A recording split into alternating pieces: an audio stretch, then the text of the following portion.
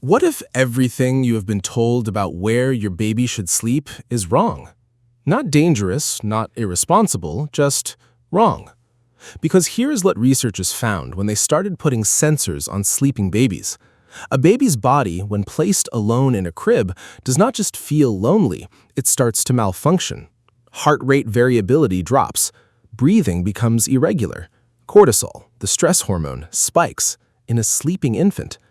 And the moment that same baby is placed next to a caregiver, everything stabilizes.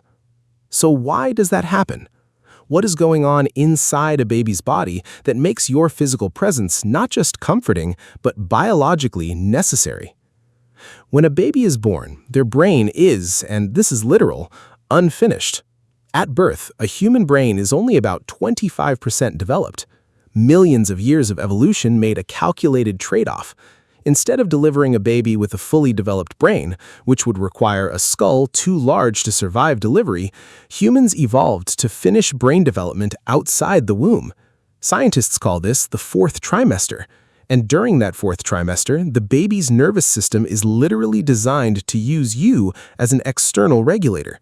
Your heartbeat, your breathing rhythm, your body temperature, your smell. These are not comforting things. They are signals that the baby's immature brain uses to calibrate its own functions. Think of it like a newly installed operating system that needs to sync with a server. You are the server. Dr. Tiffany Field found that babies separated from caregivers during sleep showed elevated stress hormones within minutes. A 2012 study published in Early Human Development found babies sleeping alone spent significantly more time in a state of heightened internal arousal. From the outside, they looked fine. On the inside, their biology told a completely different story. And this changes everything when you consider what healthy sleep is actually supposed to do for a developing brain. Sleep is not just rest. For a baby, sleep is construction time. The brain consolidates new memories, it prunes unnecessary neural connections, it floods the body with growth hormone, it repairs tissue. All of that works measurably better in a low-stress state. What creates that low-stress state in an infant? You already know the answer. Imagine our ancestors on the African savanna 200,000 years ago. No cribs, no baby monitors, predators in the environment. A baby alone and out of contact with its mother means something has gone terribly wrong, so evolution did what evolution does. It wired a panic response directly into the infant nervous system.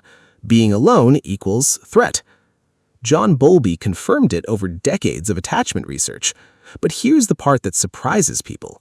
That system does not know we're not on the savanna anymore. It doesn't know the crib is 3 feet away. All it knows is caregiver is gone, and the stress response activates every time. Some babies cry immediately, others go quiet, and the quiet ones are the ones researchers worry about more. A baby that stops signaling is not a baby that has calmed down. Often it's a baby whose brain has registered that signaling doesn't work and has shifted into shutdown mode. The cortisol is still elevated. The protest has just stopped. That is not independence. That's something else entirely. Now here's the science that sounds almost too poetic to be real. Physiological synchrony. When a baby sleeps close to a caregiver, their bodies begin to sync. Breathing rhythms align. Heart rate patterns mirror. Even sleep cycles begin to coordinate. Research measured mothers and babies in close physical contact and found significantly higher levels of biological alignment, right down to millisecond coordination of breathing. What that means for the baby? The caregiver's stable, regulated nervous system is actively helping organize the baby's less stable one. You are literally lending your nervous system to your child while they sleep. Practically speaking, the American Academy of Pediatrics recommends room sharing without bed sharing for at least the first 6 months. Bed sharing carries real safety risks, especially with soft bedding, alcohol, or extreme fatigue.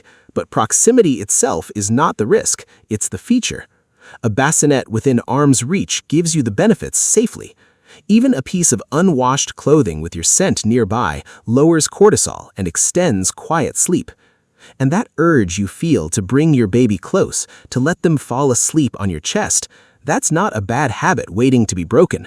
That's evolution doing exactly what it was designed to do. Early sleep is where attachment forms, where trust gets coded into the brain, where your baby begins to learn at the most fundamental neurological level that the world is safe. When you get up at 2 a.m., when you pull your baby close, when you lie there in the dark listening to them breathe, you're not just getting through the night, you're building a brain. Subscribe for more real science explained in a way that actually makes sense for parents. See you next time.